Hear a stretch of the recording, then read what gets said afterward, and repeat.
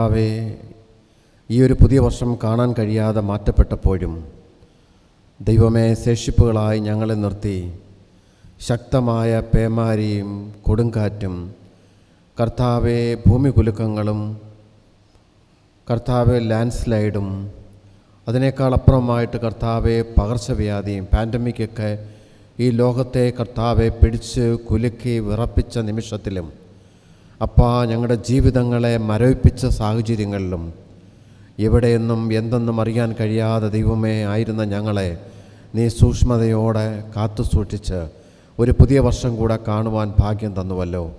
ഈ ഇടവകയുടെ കർത്താവെ, ഒരു പുതിയ വർഷത്തിൻ്റെ പ്രാരംഭ കർത്താവെ ആഴ്ചകൾ പിന്നിടുമ്പോൾ ദൈവമേ, ആത്മീയമായിട്ട് അവർക്ക് ഒരുമിച്ച് കർത്താവെ ഈ ഒരു മുമ്പോട്ടുള്ള യാത്രയ്ക്ക് വേണ്ടി തങ്ങളെ തന്നെ ഒന്ന് പുനർസന്ദർശനം നടത്തുവാൻ, ആധ്യാത്മികമായിട്ടുള്ള ഞങ്ങളുടെ കർത്താവെ അപജയങ്ങളെ തിരിച്ചറിയുവാൻ, മുമ്പോട്ടുള്ള പ്രയാണത്തിൽ ഞങ്ങൾക്ക് ആവശ്യം വേണ്ടുന്ന ആത്മീയ മന്ന യാചിച്ച് ചോദിക്കുവാൻ ഇങ്ങനെ ഒരു കർത്താവെ അനുഭവം, ഒരു കൂട്ടായ്മ തന്നുവല്ലോ. സ്തോത്രം. ബലഹീനനായ അടിയനെ കർത്താവെ ശുശ്രൂഷയ്ക്കായിട്ട് ദൈവം തമ്പുരാൻ നിയോഗിക്കുമ്പോൾ അപ്പാ, എന്നെയല്ല പിതാവേ, ദൈവത്തിൻ്റെ നാമമഹത്വത്തിനായി ഞങ്ങളെല്ലാവരെയും എടുത്തുപയോഗിക്കണമേ അപ്പാ. ഞങ്ങളുടെ വാത്സല്യ അച്ഛനെയും കുടുംബത്തെയും ഇടവകയിൽ അസോസിയേറ്റ് ചെയ്ത് സഹായിക്കുന്ന പ്രിയപ്പെട്ട ശുശ്രൂഷകനെയും കുടുംബത്തെയും ഇവിടെയുള്ള എല്ലാ മക്കളെയും ഓർത്ത് പ്രാർത്ഥിക്കുന്നു. ഒരു വീക്കെൻഡ് പിതാവേ, ഒരാഴ്ചയുടെ അവസാനത്തെ ദിവസത്തിലേക്ക് ഞങ്ങൾ എത്തിയിരിക്കുമ്പോൾ ഈ ഒരാഴ്ചപ്പെട്ട കാലം ഞങ്ങളെ കാത്തതിനായി നന്ദി, എല്ലാത്തിനായിട്ട് നന്ദി. അല്പനേരം ഞങ്ങൾ നിൻ്റെ മുമ്പിലിരിക്കുമ്പോൾ നീ ഞങ്ങളോട് സംസാരിക്കണം പിതാവേ. ക്രിസ്തു മുഖാന്തരം ഞങ്ങളുടെ പ്രാർത്ഥന കേൾക്കണമേ. ആമേൻ, ആമേൻ. വളരെ അനുഗ്രഹീതമായിട്ട് ഈ നാളുകളിൽ നമ്മുടെ ഇടവകയ്ക്ക് സുദീർഘമായ ശുശ്രൂഷ ചെയ്യുന്ന ലോറൻസ് അച്ഛൻ ഓർമ്മപ്പെടുത്തിയതുപോലെ ഒരു സമകാലിക ശുശ്രൂഷകരായിട്ട് ഈ മഹാ ഇടവകയുടെ ശുശ്രൂഷയ്ക്കായിട്ട് നിയോഗിച്ച കൂട്ടത്തിൽപ്പെട്ടതാണ്. അന്ന് മുതലുള്ള ആ ഒരു ആത്മബന്ധം ഇന്ന് നിലനിർത്തുവാൻ ദൈവം തമ്പുരാൻ സഹായിച്ചിട്ടുണ്ട്. അച്ഛൻ, കൊച്ചമ്മ, അവർ കുടുംബമായിട്ട് നമ്മുടെ ഇടവകയിൽ ചെയ്യുന്ന എല്ലാ ശുശ്രൂഷകളെയും ഓർത്ത് സ്തോത്രം. അസാന്നിധ്യത്തിലെങ്കിലും ഇടവകയുടെ അസോസിയേറ്റ് ശുശ്രൂഷക്കാരനായിരിക്കുന്ന പ്രിയപ്പെട്ട ദാസനെയും കുടുംബത്തെയും ദൈവം കരുതട്ടെ. ഇടവകയിലെ കൊയറംഗങ്ങൾ, ഇടവകയിൽ നിന്നായിരിക്കുന്ന പ്രിയപ്പെട്ടവർ, കുഞ്ഞുങ്ങൾ, മുതിർന്ന പൗരന്മാരായിരിക്കുന്ന മക്കൾ, കൊയറംഗങ്ങൾ എല്ലാവരെയും ഓർത്ത് ദൈവത്തിന് സ്തോത്രം. സ്വാഗതവാക്കിൽ അഡ്വക്കേറ്റ് നോബൽ സാർ ഓർമ്മപ്പെടുത്തിയതുപോലെ അച്ഛൻ പറഞ്ഞ വാക്കനുസരിച്ചും ഈ വർഷത്തെ സഭയുടെ ഒരു സഭാദിന കൺവെൻഷനായിട്ട് തുടക്കം കുറിക്കുമ്പോൾ എന്നെ വളരെ മാസങ്ങൾക്ക് മുമ്പേ മിസ്റ്റർ സാം അവറുകൾ വിളിച്ച് ഈ ഡേറ്റ് ബ്ലോക്ക് ചെയ്യുകയുണ്ടായി. ഞാനതിന് നോ പറഞ്ഞില്ല. ഇന്ന് വരെയും ഈ ഇടവകയുടെ ഒരു ശുശ്രൂഷയ്ക്ക് പോലും ആര് വിളിച്ചാലും നോ പറയുന്നില്ല. കാരണം ഒരു കണ്ടീഷൻ ഉണ്ടായിരുന്നു. 5 വർഷത്തേക്ക് ഇവിടെ പോസ്റ്റ് ചെയ്തിട്ട് പോയി, 4ാമത്തെ വർഷമായപ്പം അത് തീർത്തിട്ട് പോയി. അപ്പോഴെനിക്കൊരു ഡോക്ടറേറ്റിനൊരു അഡ്മിഷൻ കിട്ടുമ്പോൾ അത്രയും ഫാക്കൽറ്റി ആൻഡ് റിസർച്ചറിൻ്റെ ഒക്കെ അവൈലബിലിറ്റി ആയതുകൊണ്ട് പോയേ പറ്റുകയുള്ളൂ. വളരെ നിർബന്ധപൂർവ്വം ഈ ഇടവകയിലെ എല്ലാ ജനങ്ങളും പറഞ്ഞു, 5 വർഷമാണ് സമയം, 1 വർഷമോടെ നിന്നിട്ട് പോകണമെന്ന്. ആ 1 വർഷം 52 ഞായറാഴ്ചകളോളം കാണും. ആ 52 പ്രാവശ്യം ഇവിടെ വന്നേ മതിയാകുകയുള്ളൂ, പല വഴിയിലൂടെ. അങ്ങനെ അത് തീരുമ്പം ഞാനും തൃപ്തനാണ്. കാരണം 5 വർഷം നേമത്ത് ശുശ്രൂഷ ചെയ്തു എന്ന് എനിക്കും ബോധ്യപ്പെടുവാനായിട്ട് കഴിയും. അതുകൊണ്ടാണ് നിങ്ങളുടെ ചെറുതും വലുതുമായിട്ടുള്ള എല്ലാ പ്രോഗ്രാമുകളിലും വിളിക്കുമ്പം ഒരിക്കൽ പോലും അത് സമയം ഉണ്ടെങ്കിൽ നോ പറയാൻ കഴിയാതിരിക്കുന്നതും എന്ന് ഓർമ്മപ്പെടുത്തട്ടെ. ഇത് നമ്മുടെ ഈ തുടർന്നുള്ള 2-3 ദിവസത്തേക്കുള്ള ശുശ്രൂഷകളാണ്. നമുക്കൊരുമിച്ചൊരു ആത്മീയമായിട്ടുള്ള വളർച്ചയ്ക്കായി, കുടുംബപരമായിട്ടുള്ള ഒരു റീറെഡിക്കേഷനായി, വേദപുസ്തകപരമായിട്ട് നമ്മൾ കുറച്ചുകൂടെ ആത്മാർത്ഥമായിട്ട് പഠിച്ച് വളരുവാനുള്ള നല്ലൊരു വേദിയാകട്ടെ എന്ന് ഞാൻ പ്രാർത്ഥിക്കുകയും ആശംസിക്കുകയും ചെയ്യുന്നു.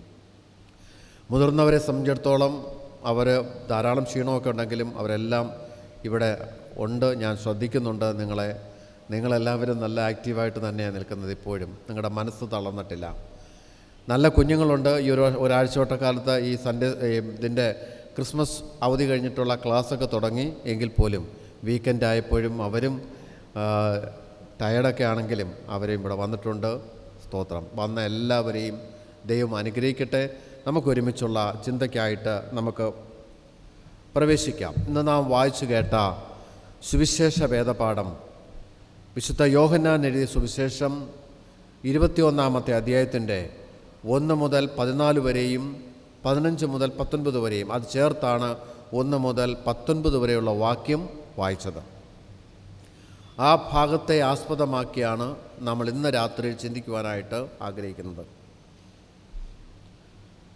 ഈ വേദപുസ്തക വാക്യത്തിൻ്റെ പശ്ചാത്തലം നമുക്കറിയാം. ബിബ്ലിക്കൽ കോണ്ടസ്റ്റും അതിൻ്റെ സെറ്റിങ്ങും എങ്ങനെയാണ്, ഏത് പശ്ചാത്തലത്തിലാണ് ഈ ഭാഗം എഴുതിയെന്ന് ചോദിച്ചാൽ അതിനെ നമ്മൾ മനസ്സിലാക്കുമ്പോൾ യേശുക്രിസ്തുവിൻ്റെ മരണ പുനരുത്ഥാനത്തിന് ശേഷമുള്ള ഉയർപ്പ്, അതിനുശേഷം യേശു തൻ്റെ ശിഷ്യന്മാർക്ക് പ്രത്യക്ഷപ്പെട്ടു, ആവർത്തിച്ച് പ്രത്യക്ഷപ്പെട്ടു. ഈ സംഭവമായിട്ട് യോഹന്നാൻ സുവിശേഷം 21-ാമത്തെ അധ്യായം നാം വായിക്കുമ്പോൾ യേശു തൻ്റെ ശിഷ്യന്മാർക്ക് ഉയർത്ത യേശു 3-ാമത്തെ പ്രാവശ്യം പ്രത്യക്ഷപ്പെട്ടതാണ്. The third appearance of Jesus Christ to his disciples, അങ്ങനെയാണ് അതിന് രേഖപ്പെടുത്തിയിരിക്കുന്നത്. ഇങ്ങനെ 3-ാമത്തെ പ്രാവശ്യവും യേശു തൻ്റെ ശിഷ്യന്മാർക്ക് പ്രത്യക്ഷപ്പെട്ടതിനെക്കുറിച്ച് ഗലീല കടൽ, തിബെരിയാസ് കടൽ, ഗന്നേസരത്ത്, ഈ 3 ഭാഗമാണ് പറയുന്നതെല്ലാം. 3 ടെസ്റ്റുകളിലായിട്ട് ഈ ഒരേ കടലിന് 3 പേരിലാണ് അറിയപ്പെടുന്നത്. തിബെരിയാസ് കടലെന്ന് പറയുന്നു, ഗലീല കടലെന്ന് പറയുന്നു, ഗന്നേസരത്ത് അഥവാ ഗന്നേസരത്ത് എന്ന വാക്ക് പറയുന്നു. ഈ കടലിൻ്റെ പ്രത്യേകത എന്ന് പറയുന്നത് പാലസ്തീൻ്റെ ഭൂപടം പഠിക്കുമ്പോൾ അതിൻ്റെ ഏറ്റവും വടക്കേ അറ്റത്ത് ഗലീല എന്ന് പറയുന്ന പട്ടണത്തോട് ചേർന്ന് കിടക്കുന്ന കടൽ ആണ് ഇത് യാഥാർത്ഥ്യം. ഈ ഗലീല കടലിന് ഗന്നേസരത്ത് എന്ന് പറഞ്ഞ പേരെന്ന് പറയുന്നത് BC തന്നെ, വളരെ വർഷങ്ങൾക്ക് മുമ്പ് ഓൾഡ് ടെസ്റ്റ്മെൻറ്റ് പഴയ നിയമകാലത്ത് ഈ കടലിനെ അറിയപ്പെട്ടത് ഗന്നേസരത്ത്, ഈ 2 വാക്കും ഉപയോഗിക്കുന്നുണ്ട്. അങ്ങനെയാണ് അതിനെ അറിയപ്പെട്ടത്. കാലങ്ങൾ ഒത്തിരി മാറി, ഓരോ രാജ്യങ്ങൾ സ്ഥാപിച്ചു. അങ്ങനെ അവർ സ്ഥാപിച്ചപ്പോൾ പാലസ്തീൻ എന്ന് പറയുന്ന ഒരു പട്ടണമുണ്ടാകുകയും ആ പാലസ്തീൻ എന്ന് പറയുന്ന രാജ്യത്തിൻ്റെ വടക്കേ അറ്റം പാലസ്തീനോട്, ഗലീലയോട് ചേർന്ന് കിടന്നതുകൊണ്ട് പിൽക്കാലത്ത് ഈ കടലിനെ ഗന്നേസരത്തെന്ന് വിളിച്ചതിനെ ഗലീല കടൽ എന്ന് ആൾക്കാർ വിളിച്ചു തുടങ്ങി. നമ്മുടെ അറേബ്യൻ കടൽ എന്ന്, അറേബ്യയോട് ചേർന്ന് കിടക്കുന്ന കടലിനെ അറേബ്യൻ കടൽ എന്ന് പറഞ്ഞതുപോലെ ഗലീലയോട് ചേർന്ന് കിടന്ന കടലിനെ ഗലീല കടൽ എന്ന് പറഞ്ഞു. എന്നാൽ ഇതേ കടലിനെ തന്നെ തിബെരിയാസ് എന്ന് വിളിച്ചു. അപ്പോൾ തിബെരിയാസ് ജൂലിയസ് സീസർ എന്ന് പറയുന്ന വ്യക്തി, ഈ തിബെരിയാസ് ജൂലിയസ് എന്ന് പറയുന്നത് റോം ഭരിച്ചിരുന്ന രാജാക്കന്മാരുടെ ഒരു രാജാവാണ്. അപ്പോൾ തിബെരിയാസ് ജൂലിയസ് റോം ഭരിക്കുമ്പോൾ റോമൻ്റെ അധീനതയിൽ ഈ റോം എന്ന് പറയുന്ന ഭയങ്കരമായ സാമ്രാജ്യം ഈ ഗലീലയെ പിടിച്ചെടുത്തതിന് ശേഷം ആ കടലിനെ തിബെരിയാസ് കടൽ എന്ന് പേരിട്ടു. അപ്പോൾ നമ്മൾ വേദപുസ്തകത്തിൽ കാണുന്ന ഒരേ കടലിന് 3 കോണ്ടസ്റ്റിൽ ഇത് വിളിക്കപ്പെട്ടു എന്നുള്ളത് യാഥാർത്ഥ്യം. അപ്പോൾ യേശുക്രിസ്തുവിൻ്റെ ശിഷ്യന്മാർ, യേശുക്രിസ്തുവിൻ്റെ ഒരു മൂവ്മെൻറ്റ്, ക്രൈസ്റ്റ് മൂവ്മെൻറ്റ് ഗലീലയിൽ നിന്ന് വടക്കേ അറ്റം ആരംഭിച്ചു, മിഡിൽ സമര്യ വഴി കയറി തെക്കേ അറ്റം യഹൂദ നാട്ടിൽ വന്നു. യഹൂദയിലേക്ക് കയറിയതിനു ശേഷം യെരുശലേമിലേക്ക് പ്രവേശിച്ചു.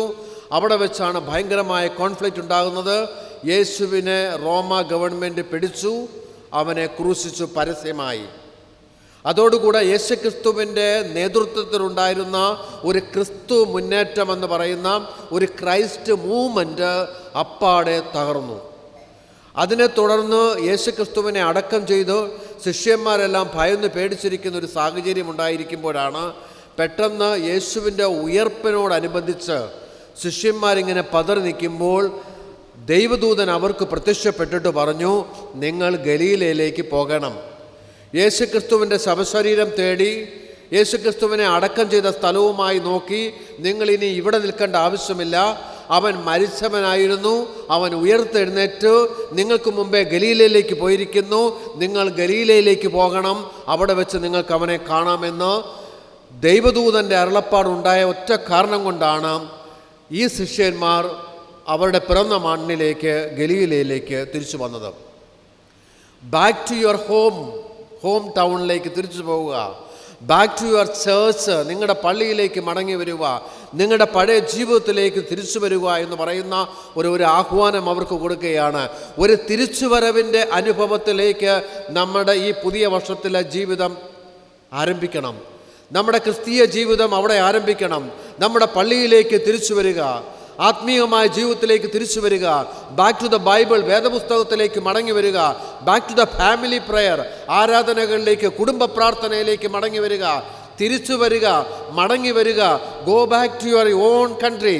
നിൻ്റെ നാട്ടിലേക്ക് പോ, നിൻ്റെ ദേശത്തിലേക്ക് പോ, നിൻ്റെ ഇടത്തിലേക്ക് പോ. നീ തിരിച്ചു വരുവാനായിട്ടൊരു ആഹ്വാനം ഓർമ്മപ്പെടുത്തുന്നു. ഈ സുവിശേഷ യോഗത്തിലൂടെ നമ്മെ ഓരോരുത്തരുടെയും ജീവിതത്തെ ഒന്ന് ശോധന ചെയ്തിട്ട്, ദൈവമേ, ഞാൻ ആയിരിക്കുന്ന അവസ്ഥയിൽ, ഞാൻ ആയിരിക്കുന്ന ഇടത്ത് മരിച്ചവനായിരിക്കുന്ന ഒരുവനെ നോക്കിക്കൊണ്ട് നടക്കാതെ ജീവിക്കുന്ന യേശു ക്രിസ്തുവിനെ കാണുവാനായിട്ട് ഞാനൊരു മടക്കയാത്ര ആവശ്യമെങ്കിൽ, എൻ്റെ കുടുംബത്തിനൊരു ആവശ്യമെങ്കിൽ, എനിക്ക് ഒരു പുനർയാത്രയ്ക്ക് ആവശ്യമെങ്കിൽ, we have to come back to the church. ആരാധനാലയത്തിലേക്ക് മടങ്ങി വരിക, സ്വന്തം വീട്ടിലേക്ക് മടങ്ങി വരിക, കുടുംബത്തിലേക്ക് മടങ്ങി വരിക, പഴയ ജീവിതത്തിലേക്ക് മടങ്ങി വരിക, പഴയ വിശ്വാസത്തിലേക്ക് മടങ്ങി വരിക. ഞാനും നിങ്ങളുമായിരുന്ന, നമ്മളെ ഓരോരുത്തരെയും നമ്മളാക്കി മാറ്റിയ ആ ദൈവത്തിൻ്റെ സന്നിധിയിലേക്ക് മടങ്ങി വരുവാനുള്ള ഒരു ആലോചന ശിഷ്യന്മാർക്ക് കൊടുത്തു. കേട്ട മാത്രയിൽ അവർ പിന്നെ ഒന്നും ചിന്തിച്ചില്ല. They went back to their own country, ഗലീലയിലേക്ക്, വടക്കേ പാലസ്തീൻ്റെ വടക്കേക്ക് അവർ യാത്ര ചെയ്തു. അവിടെ ചെന്ന ഉടനെ തന്നെ അവർ ഫിഷിങ്ങിന് പോകുവാനായിട്ട് തീരുമാനിച്ചു. വീണ്ടും അവർ മീൻ പിടിക്കുവാനായി പോയി. നിങ്ങളെ ഇനി മുതൽ മീൻ പിടിക്കുന്നവരല്ല, നിങ്ങളെ മനുഷ്യരെ പിടിക്കുന്നവരാക്കുമെന്ന് പറഞ്ഞു വിട്ട് ഈ 3.5 വർഷത്തെ ശുശ്രൂഷയെല്ലാം കഴിഞ്ഞപ്പോൾ യേശുക്രിസ്തു അവർ വീണ്ടും ഗലീലയിലേക്ക് പോയപ്പോൾ അവർ വീണ്ടും പഴയ പ്രൊഫഷനിലേക്ക് പോയി. സൈമൻ എന്ന് പറയുന്ന വ്യക്തി, ശീമോൻ എന്ന് പറയുന്ന വ്യക്തി ഗലീലയിലേക്ക് ചെന്നപ്പോൾ പറഞ്ഞു, ഞാൻ മീൻ പിടിക്കാൻ പോവുകയാണെന്ന് പറഞ്ഞു. ഐ ആം ഗോയിങ് ഫിഷിംഗ്, ഞാൻ ഗോയിങ് ടു ഫിഷിംഗ് എന്ന് പറഞ്ഞ ഒരു വാക്ക് പറഞ്ഞു.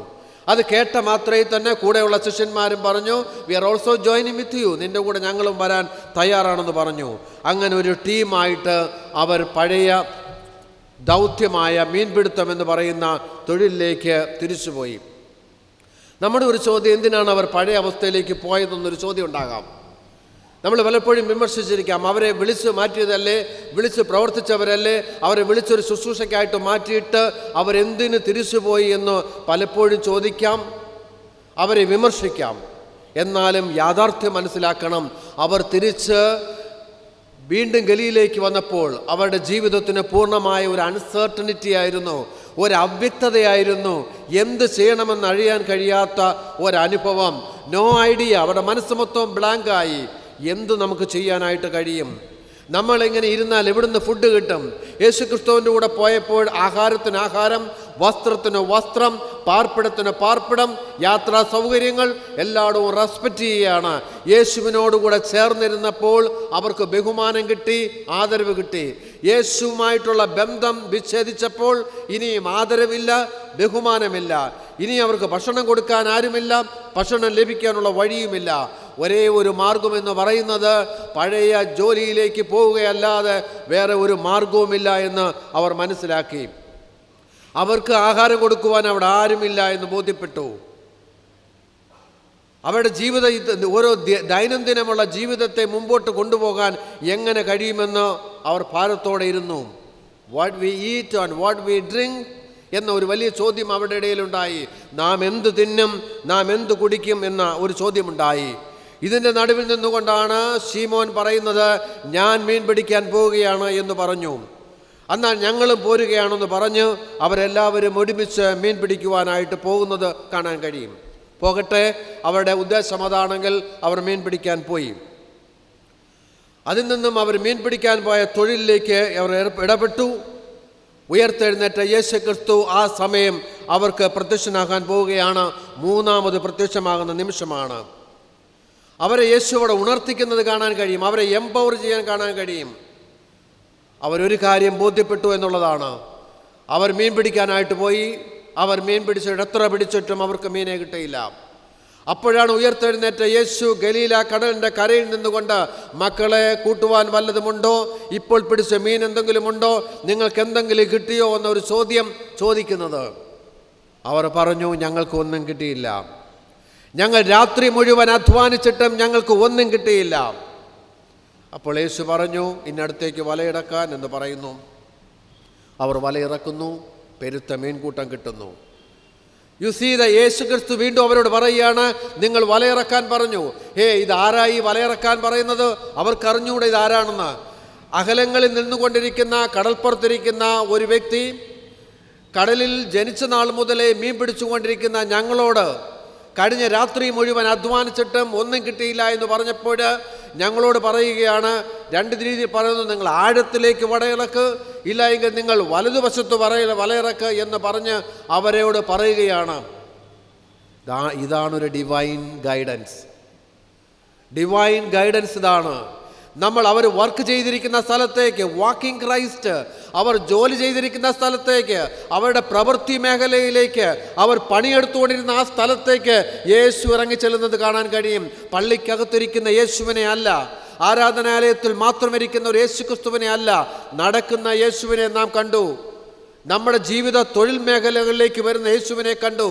നമ്മൾ എത്ര അധ്വാനിച്ചിട്ടും എത്ര പ്രയത്നിച്ചിട്ടും ഒന്നുമില്ലായിരിക്കുമ്പോൾ നമ്മെ വീണ്ടും ഊർജ്ജസ്വലതയോടുകൂടെ ധൈര്യപ്പെടുത്തിക്കൊണ്ട് നമ്മെ വീണ്ടും വീണ്ടും പ്രവർത്തിക്കുവാനായിട്ടുള്ള ഒരു ഉത്തേജനം തരുന്ന യേശുവിനെ നമുക്ക് കാണുവാനായിട്ട് കഴിയും. യേശു ക്രിസ്തുവിൻ്റെ ഗൈഡൻസ് ഇല്ലാതെ, വിത്തൗട്ട് ദ ഡിവൈൻ ഗൈഡൻസ്, നമ്മൾ എത്രമാത്രം പരിശ്രമിച്ചാലും അധ്വാനിച്ചാലും everything is waste or vain എന്ന് നമുക്ക് പറയാൻ കഴിയും. അതുകൊണ്ടാണ് ശലോമോൻ രാജാവ് പറഞ്ഞത്, ലോകോത്തരമായ ബുദ്ധിമാനായ ലോക പ്രസിദ്ധിയാർജിച്ച വ്യക്തി പറഞ്ഞു, യഹോവ വീട് പണിയാതിരുന്നാൽ പണിയുന്നവർ വൃഥാ അധ്വാനിക്കുന്നു. യഹോവ പട്ടണം കാക്കാതിരുന്നാൽ കാവൽക്കാർ വൃഥാ ജാഗരിക്കുന്നു. നമ്മുടെ മുമ്പിലിരിക്കുന്ന കുഞ്ഞുങ്ങളോട് നമ്മൾ പറയുകയാണ്, മക്കളെ, യഹോവയായ ദൈവത്തിൻ്റെ ഗൈഡൻസ് ഇല്ലാതെ നീ എത്ര രാത്രിയും പകലും അധ്വാനിച്ചാലും, നീ എത്ര പഠിച്ചാലും, നീ എത്ര ബുദ്ധി സമ്പാദിച്ചെന്ന് ചോദിച്ചാലും, യഹോവയായ ദൈവത്തിൻ്റെ ഗൈഡൻസ് ഇല്ലെങ്കിൽ നിനക്ക് ആ സ്ഥലത്തേക്ക് എത്തുവാനായിട്ട് കഴിയുകയില്ല. നിന്നേക്കാൾ ശ്രേഷ്ഠരായ, നിന്നേക്കാൾ പ്രഗത്ഭരായ, നിന്നേക്കാൾ ഒരു വലിയ ടീം നിന്റെ മുമ്പിൽ നിൽക്കുമ്പോഴും യഹോവയായ ദൈവത്തിൻ്റെ ഗൈഡൻസ് ഉണ്ടെങ്കിൽ സ്വാഭാവികമായിട്ടും നമുക്ക് അതിജീവിക്കുവാനായിട്ട് കഴിയും. നമ്മൾ ഈ പുതിയ വർഷത്തിൽ വീണ്ടും പഠിക്കാൻ പോവുകയാണ്. ദൈവമായ കർത്താവേ, എൻ്റെ ശക്തിയിലല്ല, എൻ്റെ ബലത്തിലല്ല, എൻ്റെ കഴിവിലല്ല, എൻ്റെ പ്രാർത്ഥനയിലല്ല, എൻ്റെ ബുദ്ധിയിലല്ല, യഹോവയായ ദൈവത്തിൻ്റെ ഗൈഡൻസ്, യഹോവയായ ദൈവത്തിൻ്റെ നിയന്ത്രണം എൻ്റെ കുടുംബത്തിന് വേണം എന്ന് നാം ബോധ്യപ്പെടുന്ന നിമിഷമാണ്. കോടിക്കണക്കിന് മക്കളെ ഈ ലോകത്തുനിന്ന് മാറ്റിയപ്പോൾ ഞാനും നിങ്ങളും ജീവനോടെ ഈ കോവിഡ് അനന്തരമായിട്ട് ജീവിക്കുവാൻ കാരണം ഞാനും നിങ്ങളും ധരിച്ച മാസ്കാണോ, അഥവാ നമ്മൾ ഉപയോഗിച്ച മൗത്ത് വാഷാണോ, അല്ലെ നമ്മൾ ഉപയോഗിച്ച ഹാൻഡ് വാഷാണോ, അല്ലെ നമ്മുടെ കുടുംബം പ്രൊട്ടക്റ്റായെന്ന് പറയാനാണോ? അതൊന്നുമല്ല. യഹോവയായ ദൈവത്തിൻ്റെ ഗൈഡൻസ് ഉണ്ടായിരിക്കണമെന്ന ഈ ആലയത്തിൽ നിന്നുകൊണ്ട് നമ്മളെല്ലാവരും പറയുകയാണ്, ദൈവത്തിൻ്റെ ഗൈഡൻസ് ഉണ്ടെങ്കിൽ പ്രതിസന്ധികളെയും പ്രശ്നങ്ങളെയും അതിജീവിക്കുവാനായിട്ട് കഴിയും. ഈ മനോഹരമായ ഒരു ആലയം ഇവിടെ നിൽക്കുമ്പോൾ നല്ല എഞ്ചിനീയർ എല്ലാം കൂടെ സ്ഥാപിച്ചിട്ട് നല്ലൊരു ഹോള് പണിതു. സ്വപ്നം, ഈ മാതാപിതാക്കളുടെ സ്വപ്നം, ഒരു തലമുറയുടെ സ്വപ്നം, അതിൻ്റെ മുകളിലൊരു ദൈവാലയം പണിയണമെന്ന് തന്നെയാണ്. ഭാഗ്യമോ നിർഭാഗ്യമോ എന്ന് പറയട്ടെ, വിശ്വാസത്തിൻ്റെ പരീക്ഷണമാണെന്ന് പറയട്ടെ, എന്താണെന്ന് അറിഞ്ഞുകൂടാ, ആ താഴെ പണിത ഹാളിൻ്റെ ഭിത്തികളെല്ലാം പൊട്ടിയിരിക്കുകയാണ്. ഏതെല്ലാം എക്സ്പെർട്ടൈസിനെ കൊണ്ടുവന്ന്, ഏതെല്ലാം എഞ്ചിനീയറിനെ കൊണ്ടുവന്ന്, ഏതെല്ലാം കൺസ്ട്രക്ഷൻ ചെയ്യുന്ന മക്കളെ കൊണ്ടുവന്ന് കാണിച്ചാലും നോബഡി ഈസ് ഗിവിങ് പെർമിഷൻ. അവരെല്ലാം പറയുന്നു, ഒരിക്കലും അത് പറ്റുകയില്ല. What to do? നമ്മളാരും അത് ചിന്തിച്ചതല്ല, നമ്മളാരും ഒന്നും ചെയ്തതല്ല. അങ്ങനെ സംഭവിക്കുമ്പോൾ നമുക്ക് എന്ത് ചെയ്യാൻ കഴിയും? ഭയങ്കര ഭാരത്തോടെ ഇരുന്ന നിമിഷമാണ്. നമ്മൾ ഓരോ ഗൈഡൻസ് തേടുകയായിരുന്നു. എഞ്ചിനീയറുടെ ഗൈഡൻസ്, എക്സ്പീരിയൻസ് ഹാൻഡ്സിൻ്റെ ഗൈഡൻസ്, ഓരോരുത്തരുടെയും ഗൈഡൻസ് ചോദിച്ചു. എല്ലാവരും പറഞ്ഞു ഒക്കുകയില്ല എന്ന് പറയുകയാണ്. ആ സമയത്താണ് താഴെ ഇരിക്കുന്ന പള്ളിയിൽ പുതിയ പള്ളിക്ക് വേണ്ടി പ്രാർത്ഥിക്കുക. ദൈവമേ, എവിടെ പള്ളി വയ്ക്കുമെന്ന് അറിയാൻ കഴിയുകയില്ല, ഇതിൻ്റെ മുകളിൽ പള്ളി വയ്ക്കുവാനായിട്ട് കഴിയുകയുമില്ല നമുക്ക്. പക്ഷേ ഞാൻ ഓർക്കുകയാണ്, ഓരോ ഞായറാഴ്ച ദിവസത്തിൻ്റെയും ഈവനിങ്ങിലെ പ്രാർത്ഥന അവിടെ നടക്കും. അവിടെ പ്രാർത്ഥന നടന്നതിന് ശേഷം ഈ ടെറസ് ഇങ്ങനെ കെട്ടിയിട്ടിരിക്കുകയാണ്. കമ്പികൾ മാത്രമല്ല, പില്ലർ മാത്രം കിടക്കുകയാണ്. ആ പ്രാർത്ഥന കഴിഞ്ഞിട്ട് ഈ സ്റ്റെപ്പ് കയറിയിട്ട് ഇതിൻ്റെ മുകളിൽ വന്നിട്ട് അന്ന് പ്രാർത്ഥനയ്ക്ക് വന്ന ഓരോ മക്കളും ഓരോ പില്ലറിൻ്റെ ചുറ്റും നിന്നുകൊണ്ട്, എത്ര പില്ലറുണ്ടോ ആ പില്ലറിൻ്റെ ചുറ്റും നിന്നുകൊണ്ട് ദൈവത്തോട് പ്രാർത്ഥിക്കുകയായിരുന്നു. യഹോവയായ ദൈവമേ, ഞങ്ങളുടെ ബുദ്ധിക്ക് കഴിയുകയില്ല, ഞങ്ങളുടെ ശക്തിക്ക് കഴിയുകയില്ല, ഞങ്ങളുടെ പ്രാപ്തിക്ക് കഴിയുകയില്ല, ഞങ്ങളുടെ എഞ്ചിനീയറിംഗ് ബ്രെയിന് കഴിയത്തില്ല, ദൈവത്തിൻ്റെ ഗൈഡൻസ് ഉണ്ടെങ്കിൽ ഇത് കഴിയും. ശക്തമായി പ്രാർത്ഥിക്കുകയായിരുന്നു. അന്ന് ഞാൻ ഓർക്കുകയാണ്, ആ പ്രാർത്ഥനയ്ക്ക് യൗവനക്കാരായ മക്കളുണ്ട്, കൊച്ചുകുട്ടികളുണ്ട്, പ്രായഭേദമെന്ന എല്ലാ മക്കളുമുണ്ട്. ഓരോ പില്ലറിൻ്റെയും ചുറ്റും നിന്നുകൊണ്ട് പ്രാർത്ഥിക്കുമ്പോൾ ഒരു പക്ഷേ ആൾക്കാർ പറയും, എന്ത് മണ്ടന്മാരാണ്, എന്താ നിങ്ങൾ കാണിക്കുന്നത്, നിങ്ങൾക്ക് സുബോധമില്ലേ? ഞങ്ങൾക്ക് യഹോവയായ ദൈവത്തിൻ്റെ ഗൈഡൻസ് ഉണ്ടാകണം, ഞങ്ങൾക്കൊരു ദേവാലയം പണിയണം എന്ന ഒരു ചോദ്യത്തിൽ ശക്തമായ ദൈവത്തോട് പ്രാർത്ഥിച്ചപ്പോൾ വ്യക്തമായി ദൈവം ഇടപെടുകയും ഈ സ്ഥലത്ത് ഇത്രയും വർഷം കഴിഞ്ഞിട്ടും ഇത്രയും അധികം വെയിറ്റ് കയറിയിട്ടും താഴത്തെ ബിൽഡിങ്ങിനും കുഴപ്പമില്ല, നമുക്കും കുഴപ്പമില്ല എങ്കിൽ വിളിക്കാൻ ആളുണ്ടെങ്കിൽ കല്ലും വിളി കേൾക്കും, വിളിക്കാൻ ആളില്ലെങ്കിൽ ഒന്നും നടക്കുകയില്ല. യഹോവയായ ദൈവത്തിൻ്റെ ഗൈഡൻസാണ് അതിൻ്റെ ഉദാഹരണമാണിത്. യഹോവയായ ദൈവത്തിൻ്റെ ഗൈഡൻസ്. ഇത് എൻ്റെ കഴിവല്ല, എൻ്റെ മിടുക്കല്ല, എൻ്റെ പ്രാപ്തിയല്ല. ഈ ദൈവാലയത്തിലെ ദൈവജനത്തിൻ്റെ ഒരുമയോടുള്ള പ്രാർത്ഥനയുടെയും കണ്ണുനീരിൻ്റെയും നിലവിളിയുടെയും ഉത്തരമാണ് ഇത് എന്നുള്ള ബോധ്യം മാത്രം മതി. അതുകൊണ്ട് നാം ഒരുമിച്ച് അന്ന് ആ പ്രാർത്ഥനയ്ക്ക് വന്നവരും ഇന്നിവിടെ നിൽക്കുമ്പോൾ അഭിമാനമുണ്ട്. ദൈവത്തിന് സ്തോത്രം. എത്ര തിരക്കുണ്ടെങ്കിലും നിൻ്റെ മക്കൾ വന്ന് അത് എഫോർട്ട് ചെയ്യുകയാണ്. ദൈവമേ സ്തോത്രം. അപ്പോഴിത് ശിഷ്യന്മാർക്ക് ബോധ്യപ്പെട്ടു. ഞങ്ങളുടെ തൊഴിൽ മേഖലയിലേക്ക് വന്നിട്ട് ഞങ്ങൾ രാത്രി മുഴുവൻ അധ്വാനിച്ചിട്ട് ഒന്നും കിട്ടിയില്ല എന്ന് പറഞ്ഞിട്ട് യഹോവയായ ദൈവം കർത്താവിൻ്റെ ഗൈഡൻസ് നീ വല വീശ്, ഒന്നുകൂടെ വീശാൻ പറഞ്ഞു. യഹോവയായ കർത്താവായ യേശുവിൻ്റെ ഗൈഡൻസിൽ അത് ചെയ്തപ്പോൾ പെരുത്ത മീൻകൂട്ടമുണ്ടായെങ്കിൽ നമ്മുടെ പിതാക്കന്മാരും അമ്മമാരും നമ്മുടെ തലമുറയോട് പറയുവാൻ ഒന്നേ ഉള്ളൂ, മക്കളെ നീ ദൈവത്തിൻ്റെ ഗൈഡൻസിലൂടെ മുമ്പോട്ട് പോകണം. ഈ ഒരു പക്ഷേ ഈ കൺവെൻഷൻ അതൊരു പക്ഷേ ടെസ്റ്റ് മണി പറയായിരിക്കും മിസ്റ്റർ സാം, എനിക്കറിയാം. പക്ഷേ മിസ്റ്റർ സാമിന് ഇവിടെ എല്ലാം പഠിച്ചതാണ്, പാപ്പനംകോട് എഞ്ചിനീയറിംഗ് കോളേജിലാണ്, മിടുക്കനായിരിക്കാം, എല്ലാം ആയിരിക്കാം. പക്ഷേ അവിടെ ഒരു സെൻട്രൽ ഗവൺമെൻറ് ജോലിക്ക് വേണ്ടി അവിടെ നിൽക്കുന്ന നിമിഷം എന്നെ അവിടെ നിന്നുകൊണ്ട് വിളിക്കുകയാണ്. യാതൊരു തരത്തിലും എൻ്റെ കഴിവിലോ എൻ്റെ പ്രാപ്തിയിലോ എൻ്റെ ബുദ്ധിയിലോ അവരെന്നെ തിരഞ്ഞെടുക്കുകയില്ല. യഹോവയായ ദൈവത്തിൻ്റെ സന്നിധിയിൽ മുട്ടുമേ നിന്ന് നീ ദൈവത്തോട് നിലവിളിച്ചാൽ, പ്രാർത്ഥിച്ചാൽ, യഹോവയായ ദൈവത്തിന് നിന്നെ കൊണ്ട് ആവശ്യമുണ്ടെങ്കിൽ തീർച്ചയായിട്ടും ചെയ്യും. യാതൊരു സംശയവുമില്ല അതിനകത്ത്. അതുതന്നെ ഇവിടെ ഇരുന്ന ഓരോ മക്കളോടും എനിക്ക് പറയാനുള്ളത്. ഇവിടെ നടന്ന ഓരോ സംഗതികളും ഞാൻ മനസ്സിലാക്കുമ്പോൾ അതിൻ്റെ നന്മകളാണ് നാം എല്ലാവരും അനുഭവിച്ചത്. അതുകൊണ്ട് ശിഷ്യന്മാർ തിരിച്ചറിഞ്ഞു, വർക്ക് പ്ലേസിൽ ഞങ്ങളുടെ തൊഴിൽ മേഖലയിൽ വന്ന് ഞങ്ങൾക്ക് പ്രചോദനം നൽകി എന്ന് ബോധ്യപ്പെട്ടു. ഉടനെ അവർ തിരിച്ചറിയുന്ന നിമിഷമാണ്. ഉയർത്തെഴുന്നേറ്റ യേശുക്രിസ്തുവിനെ തിരിച്ചറിഞ്ഞതിനെ കുറിച്ച് വേദപുസ്തകം പഠിക്കുമ്പോൾ മനസ്സിലാക്കാം. റിസൺ കരേഷിനെ മേരി തിരിച്ചറിഞ്ഞു. എങ്ങനെയാ മുദ്രക്കാറ്റ് മറിയമറിയാമോ? മറിയേ എന്ന് വിളിക്കുന്നു ഉയർത്തെഴുന്നേറ്റ യേശു. അവൾ പറഞ്ഞു റെമൂനി എന്ന് തിരിച്ചു പറഞ്ഞു. ശബ്ദത്തിൽ യേശുവിനെ തിരിച്ചറിഞ്ഞു. മറിയേ എന്ന് പേര് പറഞ്ഞു വിളിച്ചപ്പോൾ പേര് കേട്ട് തിരിച്ചറിഞ്ഞു, ശബ്ദം കേട്ട് തിരിച്ചറിഞ്ഞു. ഉയർത്തെഴുന്നേറ്റ യേശുവാണെന്ന് ശബ്ദത്തിൽ തിരിച്ചറിഞ്ഞവരുണ്ട്. ശിഷ്യന്മാരെ കുറിച്ച് പറയാമോ? ശിഷ്യന്മാർ അവിടെ ഉണ്ടായിരുന്നു, തോമസ് ഇല്ലായിരുന്നു. പിന്നെ യേശുക്രിസ്തു പ്രത്യക്ഷപ്പെടുന്നു, വീണ്ടും തോമസിന് വേണ്ടി പ്രത്യക്ഷപ്പെടുന്നു. അവസാനം മുറിവുകൾ ചോദിക്കുന്നു, മുറിവുകൾ മനസ്സിലാക്കുന്നു. എന്നിട്ട് തോമസും പറയുന്നു, ഇവൻ സാക്ഷാൽ എൻ്റെ കർത്താവും എൻ്റെ ദൈവവുമായ യഹോവേ. എങ്ങനെയാണ് ഉയർത്തെഴുന്നേറ്റ യേശുവിനെ തോമസ് തിരിച്ചറിഞ്ഞത്? മുറിവുകളിലൂടെ തിരിച്ചറിഞ്ഞു. മറിയ എങ്ങനെയാണ് തിരിച്ചറിഞ്ഞത്? ശബ്ദത്തിൽ തിരിച്ചറിഞ്ഞു, മുറിവുകളിൽ തിരിച്ചറിഞ്ഞു. വേദനകൾ വരുമ്പോൾ, രോഗങ്ങൾ വരുമ്പോൾ, ഭാരങ്ങൾ വരുമ്പോൾ, പരാജയങ്ങൾ ഉണ്ടാകുമ്പോൾ, കണ്ണുനീരുകൾ ഉണ്ടാകുമ്പോൾ, വേദനകൾ ഉണ്ടാകുമ്പോൾ, നഷ്ടങ്ങൾ ഉണ്ടാകുമ്പോൾ യഹോവയായ ദൈവത്തെ തിരിച്ചറിയുവാൻ എനിക്കത് കാരണമായി എന്ന് ബോധ്യപ്പെടണം. ഞങ്ങളുടെ വിവാഹം കഴിഞ്ഞിട്ട് ഞങ്ങളിവിടെ വന്ന് താമസിക്കുമ്പോൾ ഞങ്ങളിവിടെ ശുശ്രൂഷയ്ക്കായിട്ട് വരുമ്പം ഏകദേശം 9 വർഷത്തോളമായിരിക്കുന്ന സമയങ്ങളിലൊക്കെ ആയിക്കൊണ്ടിരിക്കുമ്പോഴും എൻ്റെ അടഞ്ഞ ഗർഭപാത്രമായിരിക്കാം, അഥവാ ശുഷ്കിച്ച ഗർഭപാത്രമായിരിക്കാം, എൻ്റെ ബാരൻ ഊമായിരിക്കാം, എന്നെ തിരിച്ചറിയുവാൻ പ്രേരിപ്പിച്ച എൻ്റെ യഹോവയായ ദൈവത്തെ കണ്ടുമുട്ടാൻ കഴിഞ്ഞത്.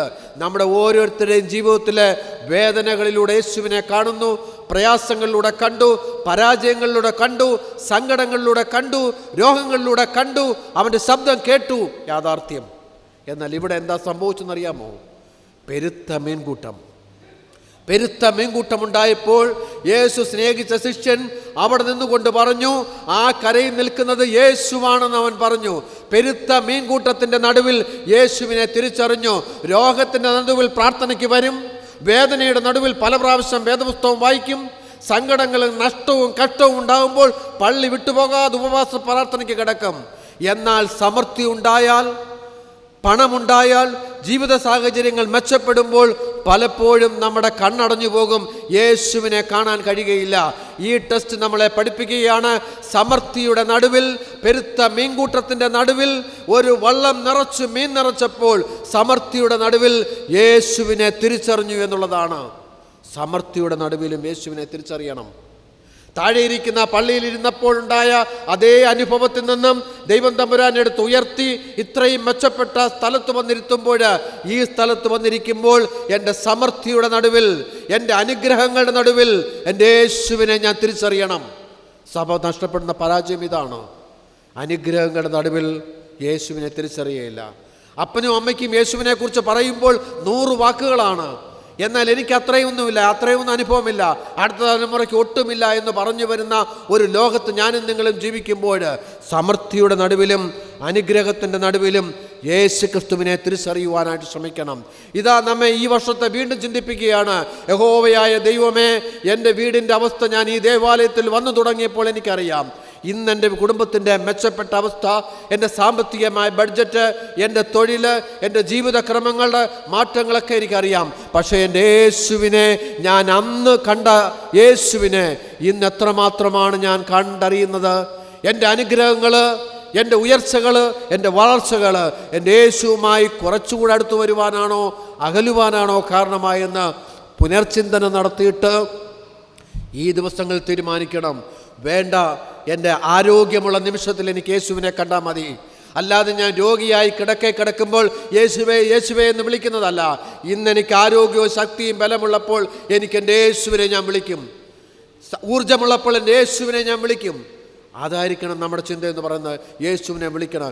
നിങ്ങൾ LMS റിപ്പോർട്ട് പരിശോധിച്ചാൽ ഏകദേശം 11ഓളം ആദ്യത്തെ മിഷണറിമാർ വന്നതിൽ 36 വയസ്സുള്ള റിങ്കൽ ടോബി തുടങ്ങി 23 വയസ്സുള്ള ജോൺ കോക്സ് വരെയും നമ്മൾ നോക്കിക്കഴിഞ്ഞാൽ 23 വയസ്സ് മുതൽ 36 വയസ്സിന് പ്രായമുള്ള 11ലധികം ചെറുപ്പക്കാർ UK അഥവാ ഇംഗ്ലണ്ടിൽ ജനിച്ചു വളർന്ന മക്കൾ ഈ പ്രദേശത്ത് വന്ന് തെക്കൻ തിരുവിതാംകൂറിൻ്റെ ശുശ്രൂഷ ഏറ്റെടുത്തിട്ടാണ് ഇന്ന് തെക്കൻ തിരുവിതാംകൂറിൽ കന്യാകുമാരി ഡയസസ്, ദക്ഷിണ കേരള മഹായിടവക, കൊല്ലം കൊട്ടാരക്കര കോടിക്കണക്കിന് ആസ്തിയുള്ള ജനബാഹുല്യമുള്ള ഇത്രയും അധികം പടർന്നു പന്തലിച്ച ഒരു നാടായി വളർത്തിയത് 35 വയസ്സിന് 36 വയസ്സിന് താഴെയുള്ള ചെറുപ്പക്കാരുടെ ശുശ്രൂഷയായിരുന്നു.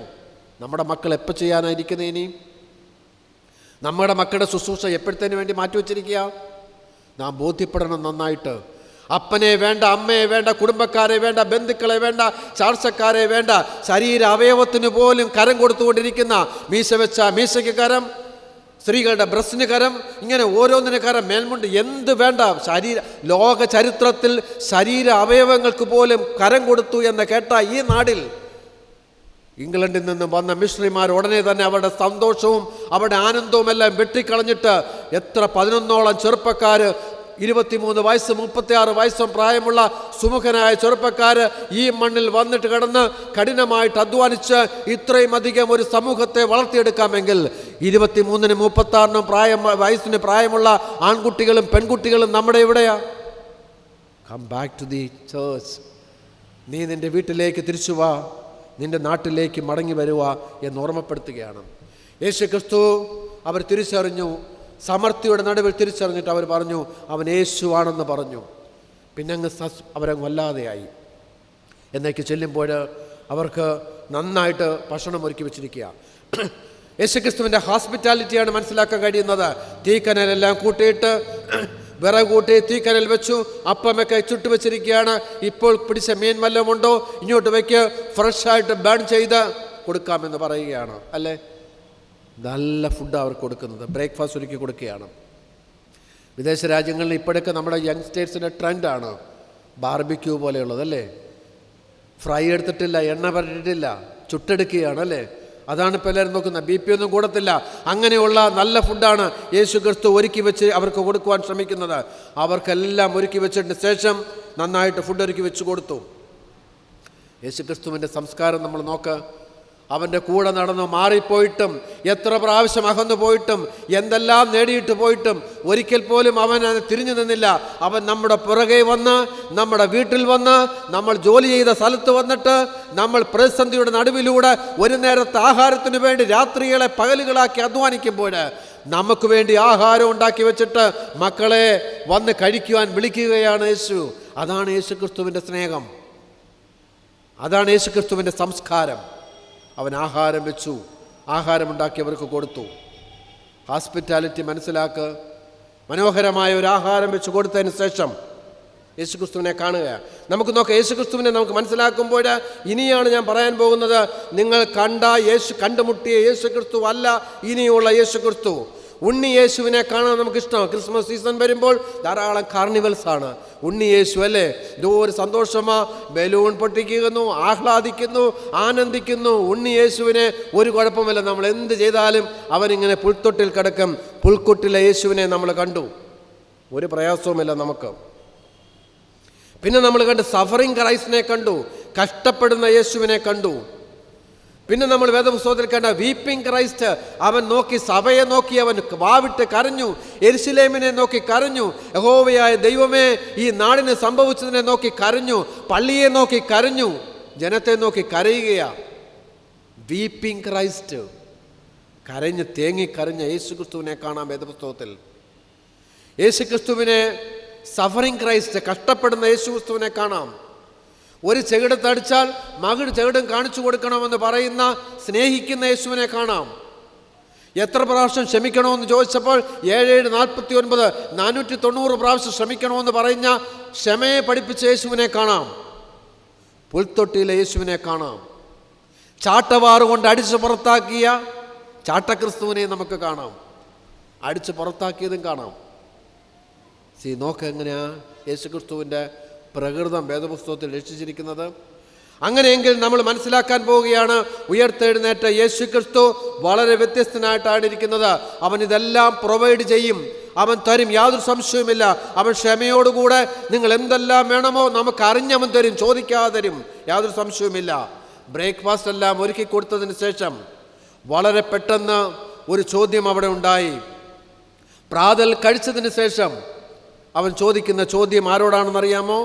യോഹന്നാൻ്റെ മകനായ ശീമോനെ. എന്തുകൊണ്ട് പത്രോസ് എന്ന് ചോദിച്ചില്ല? പത്രോസ് എന്ന വാക്കേ അവൻ ഉപയോഗിച്ചില്ല അവിടെ. യോഹന്നാൻ്റെ മകനായ ശീമോനെ എന്ന് ഉപയോഗിച്ചുള്ളൂ. ആദ്യം പത്രോസിന് പിന്നിട്ട പേരാണ് പത്രോസും കേഫയൊക്കെ. ആദ്യത്തെ പേര് തന്നെ വിളിച്ചു എന്നുള്ളതാണ്. ഏറ്റവും ആദ്യത്തെ പഴയ പേരിൽ തന്നെ വിളിച്ചു. യോഹന്നാൻ്റെ മകനായ ശീമോനെ, നീ ഇവരിൽ അധികമായി എന്നെ സ്നേഹിക്കുന്നുവോ എന്ന് ചോദിച്ചു. ആരും കൺഫ്യൂഷൻ ഉണ്ടാകേണ്ട ആവശ്യമില്ല. സർനെയിം, അപ്പൻ്റെ പേരും പറഞ്ഞ് ഇനീഷ്യലും പറഞ്ഞാൽ ചോദിക്കുന്നത്, Simon the son of the John, do you love me more than these? Greek വാക്കിനകത്ത് മോർ ദാൻ ദീസ് എന്ന് പറയുന്ന ഒരു പ്രോനൗൺ ഉപയോഗിച്ചിരിക്കുന്നത്, നീ ഇവയിൽ അധികമായി സ്നേഹിക്കുന്നുവോ? നിന്റെ കൂട്ടുകാരേക്കാൾ അധികമായി. നീ ഇങ്ങോട്ട് വിളിച്ചാൽ ഉടനെ നിന്റെ കൂടെ വരും. നീ കടലിൽ പോകാന്ന് പറഞ്ഞാൽ അങ്ങോട്ട് വരും. നീ മുങ്ങാൻ പോവാണെന്ന് അങ്ങോട്ട് വരും. നീ എന്ത് പ്രവർത്തിക്കുന്നോ നിന്റെ കൂടെ ചാടുന്ന ഒരു ടീം ഫ്രണ്ട്സ് ഉണ്ട്. നീ ആ ഫ്രണ്ട്സിനേക്കാൾ അധികം എന്നെ സ്നേഹിക്കുന്നോ? നീ ഈ മീൻ പിടിച്ചത്തിലെ ഈ വലിയ പെരുത്ത മീൻകൂട്ടമാണല്ലോ, ഈ വലയേക്കാൾ, ഈ വള്ളത്തേക്കാൾ, ഈ മീൻകൂട്ടത്തേക്കാൾ അധികം എന്നെ സ്നേഹിക്കുന്നുവോ? ഇവയേക്കാൾ അധികമായിട്ട് എന്നെ സ്നേഹിക്കുന്നുവോ എന്ന് യേശു ചോദിക്കുകയാണ്. ഓരോ ചോദ്യവും നമ്മൾ മനസ്സിലാക്കണം. Do you love me more than these things?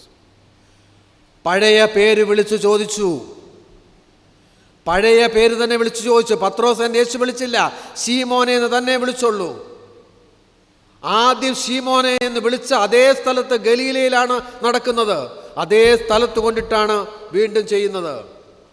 എന്നിട്ട് അവനെ വിളിച്ചിട്ട് ചോദിക്കുകയാണ്, do you love me more than? ആദ്യം യേശു ചോദിക്കുകയാണ്, നീ ഇവയേക്കാൾ അധികമായി എന്നെ സ്നേഹിക്കുന്നു? യേശു ചോദിച്ച ആ സ്നേഹം എന്ന് പറയുന്നതിന് ഗ്രീക്ക് പദം ഉപയോഗിച്ചത് അഗാപ്പയാണ്. ജീവന് തുല്യം ദൈവം സ്നേഹിച്ച, ജീവൻ കൊടുത്തും സ്നേഹിക്കുന്ന സ്നേഹം എന്നോടുണ്ടോ എന്നാണ് ചോദിച്ചത്. പത്രോസിൻ്റെ മറുപടി, എനിക്ക് നിന്നോട് പ്രിയം ഉണ്ട്. സ്നേഹമുണ്ടോ എന്ന് ചോദിക്കുമ്പോൾ പ്രിയമുണ്ട്. അഗാപ്പെ ചോദിക്കുമ്പോൾ ഫീലിയോ, ഫ്രണ്ട്ഷിപ്പിൻ്റെ സ്നേഹമുണ്ട് എന്ന് പറയുകയാണ്. നീ എൻ്റെ ആടുകളെ മേയ്ക്കാം. രണ്ടാമതും ചോദിച്ചു, നീ എന്നോട് സ്നേഹമുണ്ടോ? ഫീലിയോ വീണ്ടും. മൂന്നാമത് യേശു ചോദിക്കുന്നത്, യോഹന്നാൻ്റെ മകനായ ശീമോനെ, നിനക്കെന്നോട് പ്രിയമുണ്ടോ? അവിടെ സ്നേഹമുണ്ടോ എന്ന് ചോദിച്ചില്ല.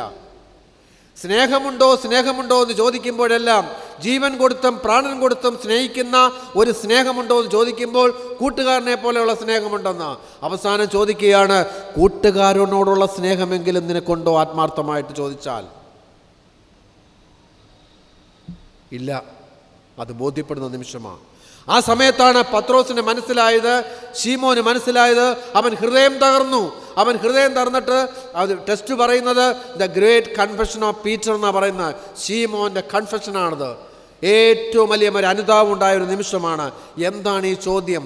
ഒരു തീക്കുണ്ടത്തിൻ്റെ മുമ്പിൽ വെച്ച് ചോദിക്കുകയാണ്, 3 പ്രാവശ്യം ചോദിക്കുകയാണ്, ഗലീലയെ കൊണ്ടിട്ട് ചോദിക്കുകയാണ്, പഴയ പേര് വിളിച്ച് ചോദിക്കുകയാണ്. എൻ്റെ ദൈവമേ, ഉയർത്തെഴുന്നേറ്റ് യേശു ക്രിസ്തു ഇങ്ങനെ പെരുമാറുമോ? അടിക്കടി തന്നെ അവൻ ചെയ്തു എന്നുള്ളതാണ്. നമ്മൾ വിചാരിക്കും യേശു വളരെ എല്ലാം മറന്ന് എല്ലാം കളഞ്ഞ് നമ്മളെ സ്നേഹിക്കും. നമ്മൾ എങ്ങനെ ജീവിച്ചാലും എങ്ങനെ പ്രവർത്തിച്ചാലും എന്ത് ചെയ്താലും എല്ലാം കർത്താവ് നമ്മളെ ചേർത്ത് നിർത്തുമെന്ന്. അങ്ങനെയല്ല. ഉയർത്തെഴുന്നേറ്റ യേശു ക്രിസ്തു അവൻ ശക്തമായും ധീരമായും പ്രവർത്തിക്കും. നാം ഉയർത്തെഴുന്നേറ്റ യേശു ക്രിസ്തുവിൻ്റെ പീരീഡ് താമസിക്കുന്നവരാണ്, ജീവിക്കുന്നവരാണ്. ഉയർപ്പിൻ്റെ അനുഭവത്തിൽ ജീവിക്കുന്ന സഭയ്ക്ക് യേശുവിന് ഒരിക്കൽ പോലും യേശു എന്ത് ചെയ്തോ അതിനനുസരണമായിട്ട് മറുപടി ചോദിക്കുമെന്ന് യാതൊരു സംശയവുമില്ല. നമ്മളത് ബോധ്യപ്പെടണം. അവൻ ചോദിച്ചു, നീ എന്നെ സ്നേഹിക്കുന്നുവോ? ഇതുപോലൊരു തീക്കുണ്ടത്തിൻ്റെ മുമ്പിൽ വെച്ച് എന്നെ 3 പ്രാവശ്യം അറിയുന്നില്ല എന്ന് പറഞ്ഞതാ. ഞാൻ അവനെ അറിയുന്നില്ല. അതുകൊണ്ട് തന്നെ അതേ 3 പ്രാവശ്യം ചോദിക്കുകയാണ്, നീ എന്നെ സ്നേഹിക്കുന്നോ? പെട്ടെന്ന് ശീമോന് ബോധ്യപ്പെട്ടു, പത്രോസിന് ബോധ്യപ്പെട്ടു. അവിടെ ഒരു ബാല്യക്കാരത്തി പെൺകുട്ടി യേശു ക്രിസ്തുവിനെ പിടിച്ചുകൊണ്ടുപോയി വിചാരണയ്ക്കകത്ത് കയറ്റി കഴിയുമ്പോൾ അവിടം വരെയും പോയി ആ തിരുമുറ്റത്തിരുന്ന് തീ കാഞ്ഞുകൊണ്ടിരുന്നപ്പോൾ ഒരു പെൺകുട്ടി വന്നിട്ട്, ഒരു സാധാരണ പെണ്ണ് വന്ന് പറഞ്ഞു, ഈ ഇരിക്കുന്നവനും ആ ഗലീലക്കാരനാണെന്ന് പറഞ്ഞു. ഈ ഇരിക്കുന്നവനും ആ യേശുവിൻ്റെ കൂടെ വന്നവനായിരുന്നു എന്ന് പറഞ്ഞു. പത്രോസ് പറഞ്ഞു, ഞാൻ അറിയുന്നില്ല. നിങ്ങൾ നോക്കുക, സുവിശേഷ ഭാഗത്തിൽ ലൂക്കോസ് സുവിശേഷം 22 54 മുതൽ 61 വരെ വായിക്കുമ്പോൾ ഇവൻ ഗലീലക്കാരനാണെന്ന് തറപ്പിച്ചവർ പറയുന്നു. മർക്കോസ് സുവിശേഷം 14 അധ്യായത്തിൻ്റെ 66 മുതൽ 72 വായിക്കുമ്പോൾ നിങ്ങളുടെ കൂട്ടത്തിലുള്ളവൻ ഇവനും ഗലീലക്കാരനല്ലയോ എന്ന് പത്രോസിനെ ചൂണ്ടി അവർ ചോദിക്കുന്നു. യോഹന്നാൻ്റെ 18 അധ്യായം 15 മുതൽ 18, 25 മുതൽ 27 വരെ വായിക്കുമ്പോൾ നീയും അവൻ്റെ ഒരു ശിഷ്യനല്ലയോ, ഗലീലക്കാരനല്ലയോ എന്ന് ചോദിക്കുന്നു. മത്തായി 26 69 75 വരെ വായിച്ചാൽ 73 പറയുക, നീയും അവരുടെ കൂട്ടത്തിലുള്ളവൻ. സത്യം, നിന്റെ ഉച്ചാരണം കേട്ടപ്പോൾ, നിന്റെ ആക്സൻസ് കേട്ടപ്പോൾ, നിന്റെ സംഭാഷണം കേട്ടപ്പോൾ വടക്ക് ഗലീലക്കാരൻ്റെ ഭാഷയാണ് നിന്റെ ഭാഷ. അപ്പോഴും അവൻ പറഞ്ഞു, അല്ല. നോക്ക്, നിങ്ങൾ ശ്രദ്ധിച്ചു നോക്ക്. ഗലീലക്കാരനാണോ എന്ന് ചോദിക്കുമ്പോഴും ഞാൻ ഗലീലക്കാരനെ അല്ല. നിന്റെ ഉച്ചാരണവും നിന്റെ ഭാഷയും ഗലീലക്കാരനെ പോലെയാണല്ലോ. അല്ല. അങ്ങനെയെങ്കിൽ ഇവനെ പഠിപ്പിക്കാനായിട്ട് ഞാൻ വീണ്ടും ഗലീലയെ കൊണ്ടുപോകും. അവൻ്റെ പഴയ സ്ഥലത്ത് ഞാൻ കൊണ്ടിടും. യേശു ക്രിസ്തു അവനെ ആ ഗലീലയെ കൊണ്ടുപോയി. എന്താണോ നീ എന്നോട് പെരുമാറിയത് ഒരു തീക്കുണ്ടത്തിൻ്റെ മുമ്പിൽ വെച്ചാണ് നീ പറഞ്ഞെങ്കിൽ അതേ തീക്കുണ്ടത്തിൻ്റെ മുമ്പിൽ ഞാൻ നിന്നോട് സാക്ഷി നിർത്തി ചോദിക്കുകയാണ്. 3 പ്രാവശ്യം നീ എന്നെ തള്ളിപ്പറഞ്ഞുവെങ്കിൽ 3 പ്രാവശ്യം നമ്മെ ചോദിക്കുകയാണ്. എന്നെ കേൾക്കുന്ന സഭാവിശ്വാസികളെ, നമുക്ക് ലഭിക്കുന്ന ഓരോ നന്മകളും ലഭിച്ചതിന് ശേഷം ഇതെല്ലാം അങ്ങ് തരുമ്പോൾ യേശുക്രിസ്തു ഇങ്ങനെ മിണ്ടാതിരിക്കും, അവനൊന്നും അറിയുന്നില്ല, കേൾക്കുന്നില്ല എന്ന് ഒരിക്കലും നിങ്ങളും ചിന്തിക്കരുത്. നിങ്ങൾ ഞാൻ ഒരിക്കലും അത് ചിന്തിക്കരുത്. കാരണം അവൻ എന്തെല്ലാം ചെയ്തിട്ടുണ്ടോ യേശു ക്രിസ്തു എണ്ണി എണ്ണി എണ്ണി എണ്ണി ചോദിക്കുമെന്നുള്ളതിന് സത്യമായിട്ട് എഴുതി വച്ചിരിക്കുന്ന ദൈവവചനമായത്. അവൻ എന്തെല്ലാം തന്നിട്ടുണ്ടോ ചോദിക്കും. രഹസ്യത്തിലും പരസ്യത്തിലും അറിഞ്ഞും അറിയാതെയും കർത്താവെ എനിക്ക് അത് വേണം, കർത്താവെ എനിക്കിത് വേണം, പള്ളിയിൽ പോകാൻ വാഹനം വേണം, പ്രാർത്ഥന കഴിക്കാൻ വീട് വേണം, വലിയ ഹാള് വേണം, ഇതെല്ലാം വേണം. ഇങ്ങനെ ചോദിച്ചിട്ട് ഓരോന്ന് വാങ്ങിച്ചു കൂട്ടിയതിന് ശേഷം ഈ കർത്താവിനെ അറിയാതെ കർത്താവിൻ്റെ ശുശ്രൂഷയിലേക്ക് തിരിഞ്ഞു നോക്കാതെ ഞാൻ നിങ്ങളും പലപ്പോഴും ഒളിച്ചും പാത്തും എനിക്കവനെ അറിഞ്ഞുകൂടാ എന്ന് പറഞ്ഞ് ആൾക്കാർ ചോദിക്കുക, ഈ പള്ളിയിലല്ലേ നടക്കുന്നത്, നിങ്ങൾ ഈ പള്ളിക്കാരല്ലേ?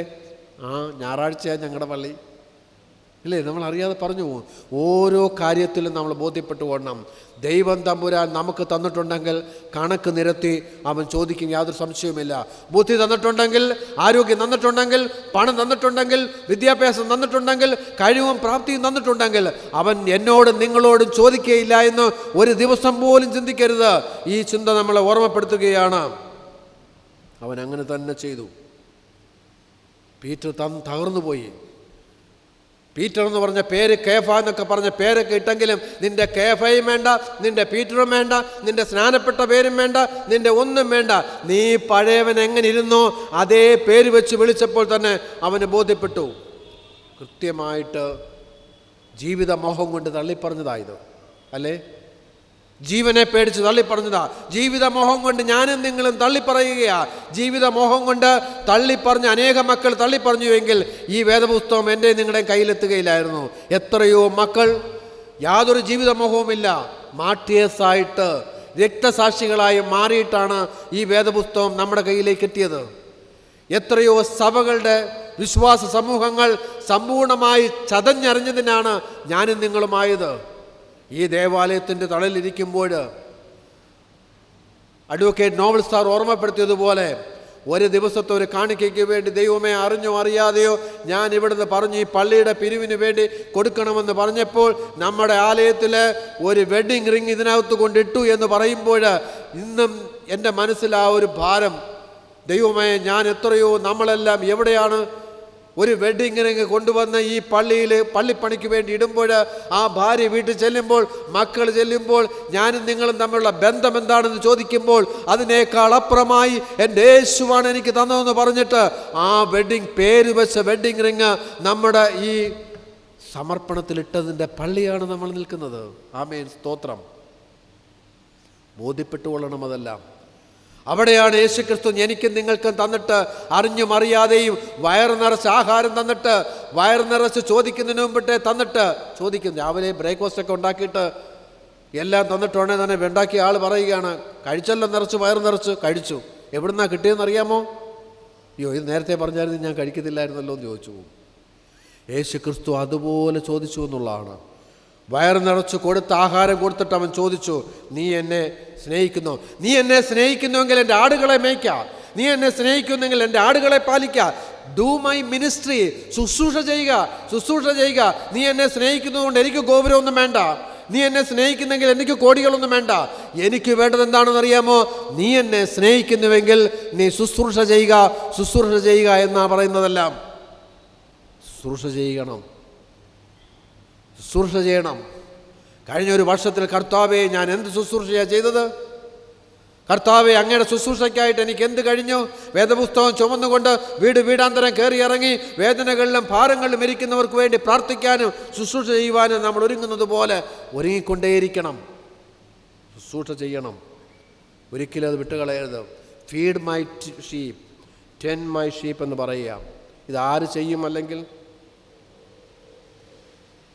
തകർന്ന നിമിഷത്തിൽ അവരൊരു തീരുമാനമെടുക്കുക. എന്നിട്ട് എന്താ സംഭവിച്ചെന്ന് ചോദിക്കണം. അവർ സൈലൻ്റായി, കംപ്ലീറ്റ് സൈലൻ്റായി. Do you love me more than these things? Yes do, I love you. എന്നിട്ട് ഉടനെ തന്നെ ഒരു മറുപടി കൊടുക്കുകയാണ്. അത് കഴിഞ്ഞിട്ടാണ് മറുപടി കൊടുക്കുന്നത്. ഞാൻ നിങ്ങൾക്കൊരു സത്യമായി പറയാൻ പോകുന്നു എന്ന് പറഞ്ഞിട്ട് പറയുകയാണ്. ഞാൻ സത്യമായി പറയുവാണെന്ന് പറഞ്ഞിട്ട്, ഇപ്പോൾ നിനക്ക് കഴിവുണ്ട്, ഇപ്പോൾ നിനക്ക് പ്രാപ്തിയുണ്ട്, നീ യൗവനക്കാരനെ പോലെ ചുറുചുറുപ്പാണ്, നിനക്ക് കഴിയും, നിനക്ക് എന്തിനും കഴിയും, നിനക്ക് ശക്തിയുണ്ട്, ബലമുണ്ട്.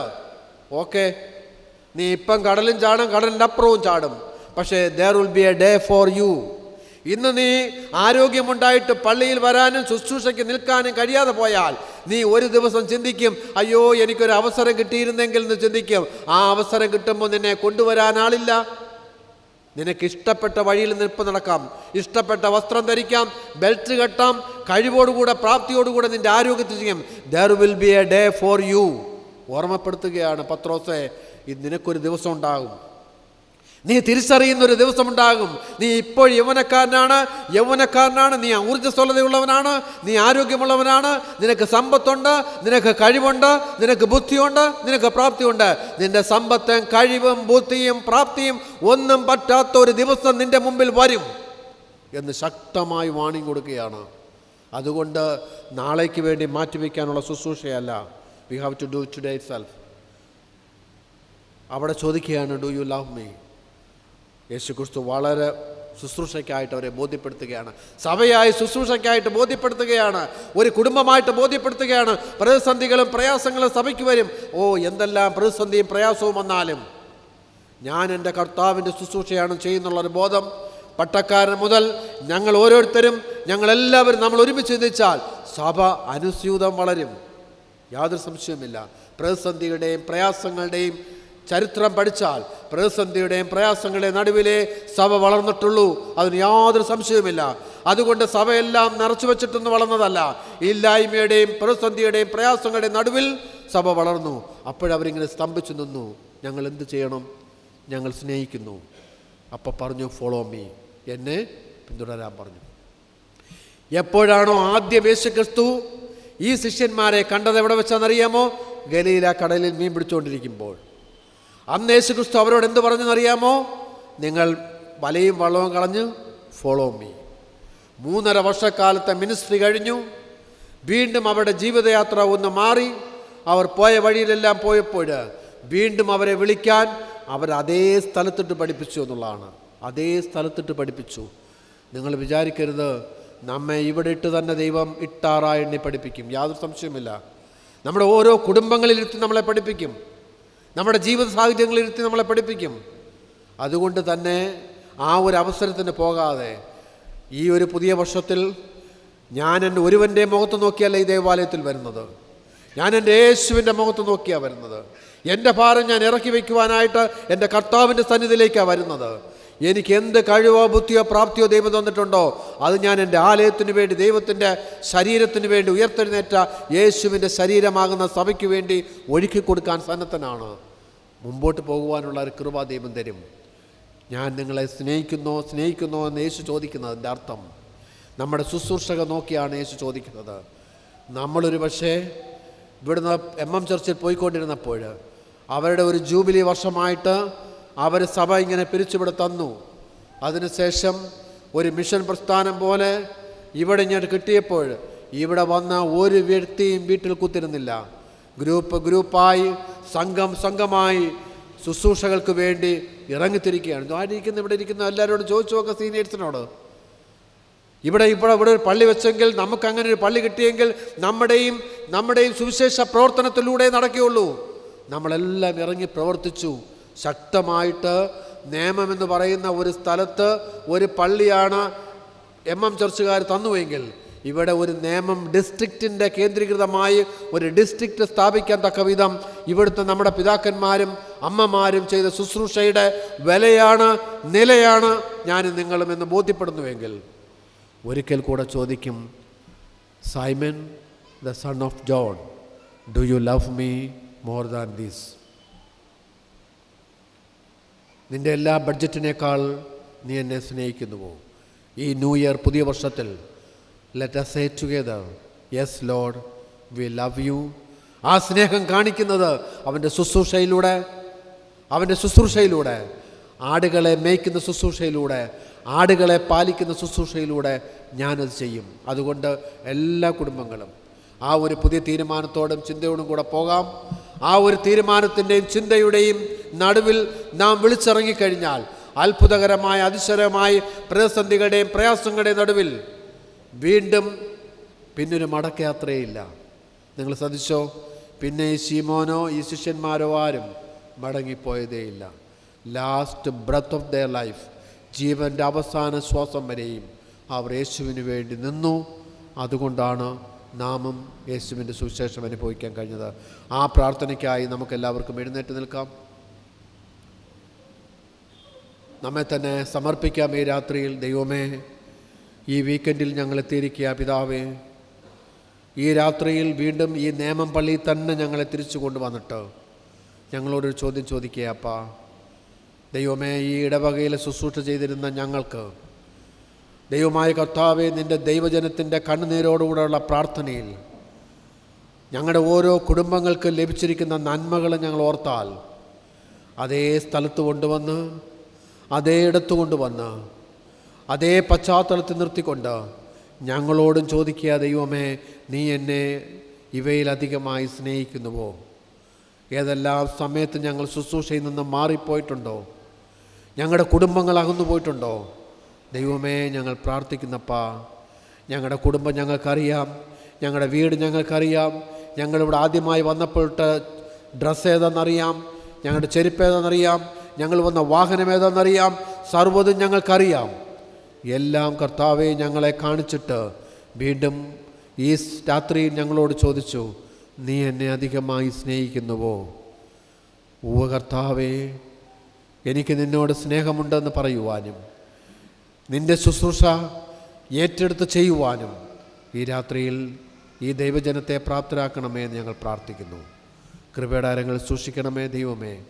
തുടർന്നുള്ള നാളത്തുള്ള ദിവസങ്ങളിലും ദൈവമായ കർത്താവേ, ഞങ്ങൾ വീണ്ടും ഞങ്ങളുടെ കുടുംബത്തിലേക്ക് വരുവാൻ, ഞങ്ങളുടെ പഴയ ജീവിതത്തിലേക്ക് വരുവാൻ, പഴയ വിശ്വാസത്തിൻ്റെ നിറവിലേക്ക് വരുവാൻ, ഞങ്ങളെ വിളിച്ചിറക്കിയ അതേ സ്ഥലത്ത് കൊണ്ടിരുത്തിയിട്ട് വിളിച്ചിറക്കിയവൻ ഞങ്ങളോട് എണ്ണി എണ്ണി ചോദിക്കുമ്പോഴപ്പാ ഞങ്ങൾ ഹൃദയം തുറന്ന്, ഹൃദയം തകർന്ന് ഞങ്ങൾ പറയുകയാണ്, എന്തെങ്കിലും ഞങ്ങൾ തെറ്റ് ചെയ്തിട്ടുണ്ടെങ്കിൽ ക്ഷമിക്കണം.